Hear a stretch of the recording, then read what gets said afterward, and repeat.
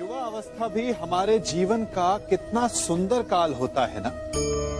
बाहु में बल, मन में कुछ बड़ा कर जाने की चाह, आंखों में भविष्य के सुंदर और कोमल सपने। और इसी अवस्था में मनुष्य के भीतर पनपता है प्रेम। किसी को देखकर उस पर मन मोहित हो जाता है और फिर मनुष्य अपना सब कुछ उस पर न्यौछावर कर देना चाहता है। फिर प्रेम की परिणति होती है विवाह में। क्यों?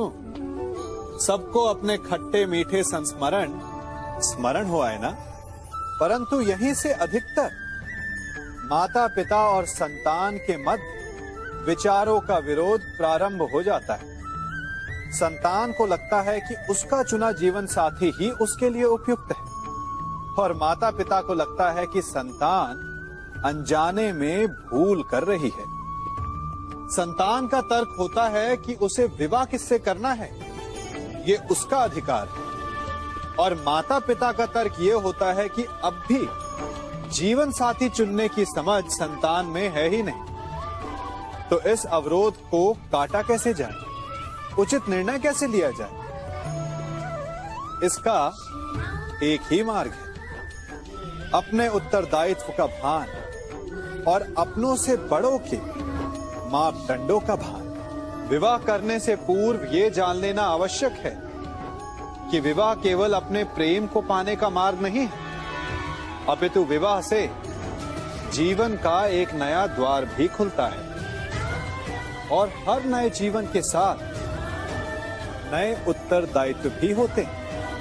और यदि इन उत्तरदायित्वों को समझकर निर्णय लिया जाए तो विश्वास कीजिए, आपका दाम्पत्य जीवन आनंद से भरा रहेगा और आपको कभी ये पछतावा नहीं होगा कि आपने कोई अनुचित निर्णय लिया। क्या कर रहा हूं मैं? दर्पण में देख रहा हूं। आप लोग भी प्रतिदिन देखते होंगे, परंतु प्रतिदिन अपना मुख देखने के बाद भी उस पर लिखी एक बड़ी सीख देखना भूल जाते हैं। अब आप कहेंगे कैसी सीख? तो जाइए, एक बार फिर से दर्पण के सामने जाइए और मुख खोलकर देखिए, क्या दिखेगा? दंत पंक्ति और जीभा, है ना? अब विचार कीजिए, दंत जन्म के पश्चात आते हैं, एक नहीं दो बार आते हैं, परंतु मृत्यु से पूर्व नष्ट हो जाते हैं। और जीभा जन्म से पहले से होती है, परंतु मनुष्य के मृत्यु के पश्चात भी उसके अस्तित्व में रहती है ना आश्चर्य की बात? दंत कठोर होते हैं, जीभा कोमल, परंतु फिर भी दंत नष्ट हो जाते हैं, जीभा नहीं होती।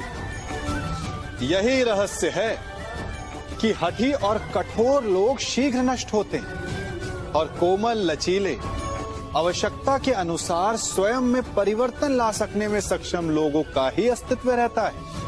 अर्थात परिस्थितियों के अनुसार स्वयं को लचीला बनाना सीखिए।